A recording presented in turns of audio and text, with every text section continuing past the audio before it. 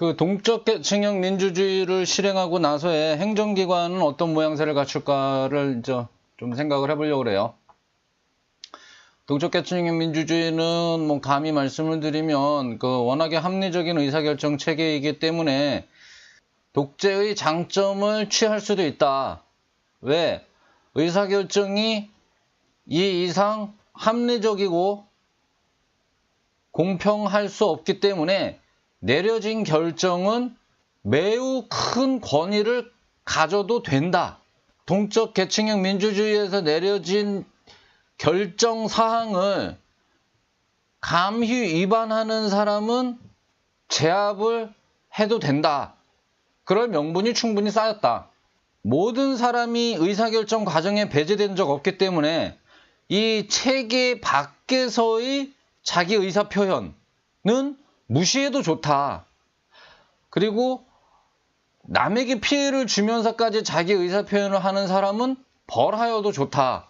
어떤 그런 식의 지금 주장을 저는 하는 거예요. 그 전제는 어디까지나 의사결정 과정에 모두가 배제되지 않고 참여하고 그 과정이 합리적이다라는 전제 하에 지금 말씀을 드리는 거예요. 독재의 장점을 취해도 된다.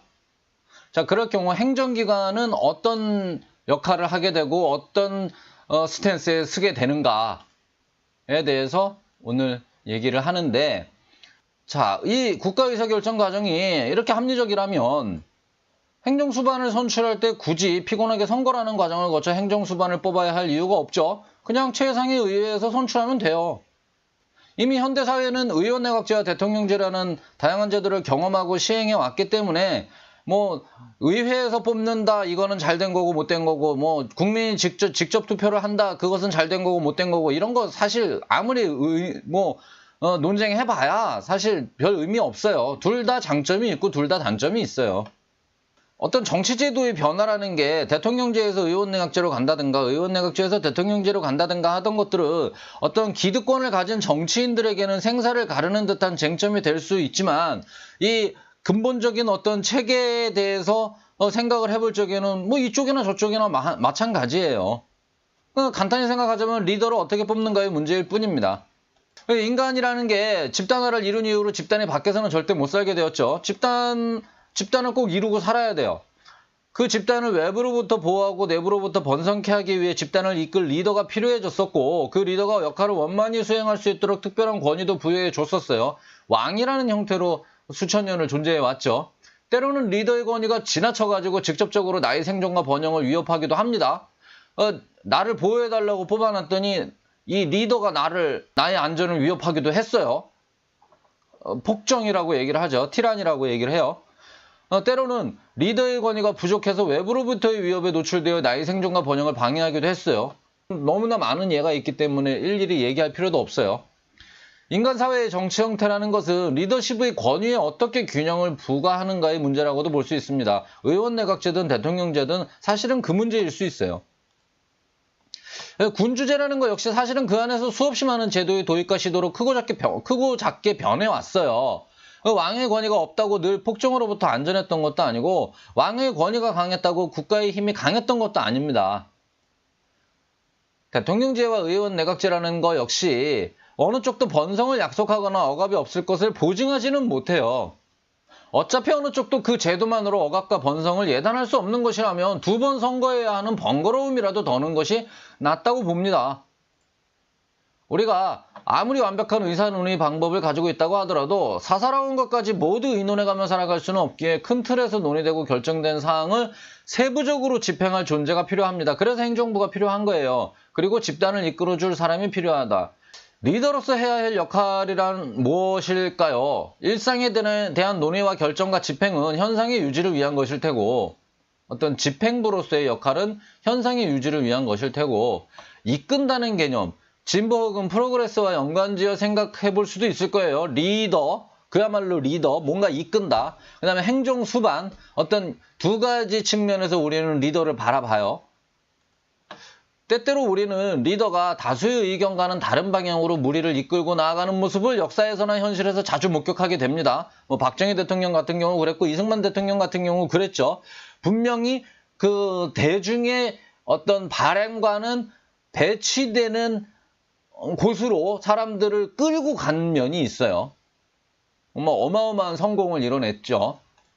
그 결과가 언제나 긍정적인 쪽으로 흘렀던 것은 아닐지라도 분명한 것은 인류사의 진보 혹은 특정 집단의 진보나 번성은 그런 식으로 특정인의 리드가 선행되지 않고서 이루어진 예를 상상하기 어려울 정도로 드뭅니다. 리더의 역할은 분명히 있다라고 봅니다. 그래서 동적계층형 민주주의가 자칫 만인에 의한 어떤 사공이 많아서 배가 산으로 가는 이런 것이 되지 않을까를 염려를 할 수도 있는데,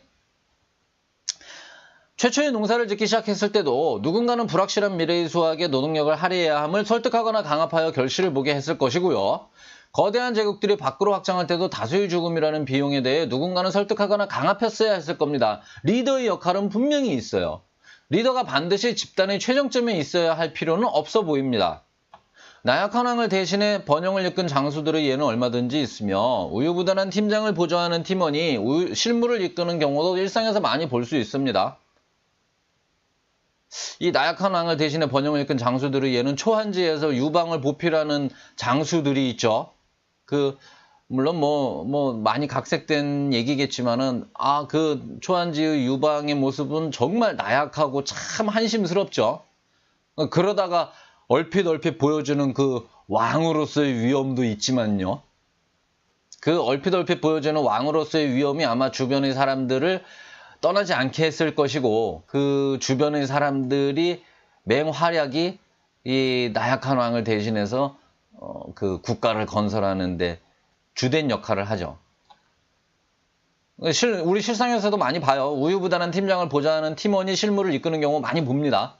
그 동적계층형 민주주의에서는 각 단계의 의회마다 자연스러운 리더들이 생길 것이고, 그죠? 한 6, 7단계 혹은 10단계 정도 거쳐가는 각 단계의 의회마다 리더가 선출이 되죠. 그 리더들은 리더로서의 리더일 거예요. 어떤 행정수반으로서의 리더가 아니죠. 어떤 뭔가 주장하는 바가 있고 설득력이 있고 이런 사람들이 리더가 될 거예요. 그중 활발한 누군가는 꽤 상층부의 의회에서까지 리더로서 역할을 할 것입니다. 각 단의 그런 자들에 의해 우리 사회를 더 좋게 하기 위한 많은 제안이 쏟아지고 논의될 것이라고 봅니다. 지금은 정치에 관여하지 않는 사람이라면 그 아무리 훌륭한 아이디어를 갖고 있어도 논의조차 해볼 수 없는 그런 체계에 우리는 살고 있어요. 근데 동적계층형 민주주의에서는 누구라도 그런 논의 과정에 자신의 의견을 태울 수 있고, 그 중에서 훌륭한 의견을 갖고 훌륭한 판단 능력을 가진 사람들은 더 중요한 역할들을 해낼 수 있게 됩니다. 그러나 동적계층형 민주주의에서는 자신이 속한 의회에서 이를 언제든 가볍게 제안하고 논의할 수 있으며, 이런 의사결정 체계 자체가 훌륭한 리더로서의 역할을 하게 되는 것입니다. 다시 말해 어떤 사람 개인이 아닌 제도적 회의체, 그게 바로 리더가 되는 거예요. 이 개념을 이해하기가 조금 보통의 대부분의 사람들은 이해하기 어려운데요. 저는 이거를 절실하게 느꼈거든요. 회사를 때려치고 저 혼자 어떤 노점을 깔고 어떤 사업을 하겠다고 풍운의 꿈을 안고 사회로 나왔을 적에 노점을 깔고 막 이랬었어요. 그러면 행상을 하고 트럭을 몰고 행상을 하고 이랬었어요. 그때 굉장히 느낀 게, 일단은 몸이 한계라서 느끼는 어떤 물리적인 한계를 굉장히 느꼈고요. 협업이라는 게 안 됨으로 해서 몸은 피곤한데 사실상 효율이 별로 안 나오는 거예요. 한 사람이 움직이니까. 어떤 그런 면하고, 또 하나는 어떤 의사결정에 스스로가 이렇게 조금 우유부단하다 그럴까요? 스스로 내린 의사결정에 권위를 스스로 부여하지 못하는 거예요. 왜? 내가 내린 결정이기 때문에 믿음이 잘 안 가는 거예요. 그 의사결정이 올바른 것인지 잘못된 것인지에 대한 믿음이 잘 안 가니까 내가 결정을 내리고도 쉽게 뒤엎어요. 그러다가 제가 이제 어떤 그런 방금 말씀드린 물리적인 한계와 이런 의사결정 체계의 문제를 느끼고서는 친구와 동업을 하게 됐어요. 그리고서는 이사회인 거죠, 이사회. 친구와 회의를 통해서 내린 결정사항은 그거는 어떤 자연인으로서의 나의 윗단의 상사로 제가 보는 거예요. 제 위에 있는 어떤 의사결정 체를 보는 거예요. 그래서 친구랑 이사회라고 말은 해도 사실은 그 뭐 가게 하나 하면서 둘이서 그 대화한 거니까. 근데 그 둘이서 대화해서 여하간 내린 결정을 제 윗단의 의사결정으로 보기 때문에 저는 그냥 그 이후로는 의사결정이 내려진 이후로는 특별히 고민 없이 따라가기가 좋았어요. 그러니까 뭔가 안정적으로 변해가는 거예요. 이 뭔가 제 사업도, 그 다음에 이 조직도 몇 명 안 되는 조직이지만, 그러니까 편하고 바람직하더라고요. 하지만 그 의사결정에는 제가 직접적으로 관여를 하죠. 하지만 내려진 의사결정에는 제가 스스로 권위를 부여한 거예요. 따르게끔. 그러니까 마음적으로도 편해요. 좋아요. 그런 거예요. 회의체라는 어떤 가공의 그런 객체를 그 리더로 둘 수 있습니다. 동척계층형 민주주의에서는 의사결정 과정의 합리성과 참여의 보편성으로 인해서 기결사항에 많은 권위를 부여해도 괜찮아 보입니다. 그렇게 부여된 권위는 특정 개인에게 주어지는 것도 아니고 각 의회의 대표자들은 언제든 최하위 의회에서조차 탄핵당할 수 있는 자들이기에 염려스러운 특정인의 독재라는 것은 나타날 수 없습니다. 이에 안심하고 의회의 권위를 높여도 된다고 봅니다. 그리고 결정된 사안에 대해서는 행정기관을 통해 강력하게 집행하는 것이 바람직합니다. 누구라도 의회에 속하고 의사표현에 제한이 없으며 모든 제한은 논의되므로 의회를 통하지 않은 정치적 의사표현은 무시되어도 괜찮다고 봅니다. 어떤 독재의 장점을 취할 수 있습니다. 충분히. 의회 밖에서의 시위는 괜한 사회적 소모이며 모두의 평안한 일상을 방해하는 것이며 타인의 의식을 강압하는 행위로 보아 금지되는 것이 바람직하다고 봅니다. 독재자는 없지만 그렇게 독재의 장점을 취할 수 있으며 이를 통해 마치 역사 속 대왕들처럼 흔들림 없이 번영의 길을 달릴 수 있을 것으로 기대합니다. 국가의 지도자 역할은 전적으로 의회가 가지며 행정기관은 집행자로서의 역할만을 맡도록 하자는 것입니다. 리더는 의회다. 행정기관은 집행자로서의 역할만 한다. 뭐 경우에 따라서는 계엄이나 전쟁 등 극단적인 비상상황이 존재할 수도 있겠지만 그건 따로 후에 논의하는 것으로 하고요. 여하간 행정수반은 집행자다. 심부름꾼이다. 의회의 심부름꾼으로 역할을 한다.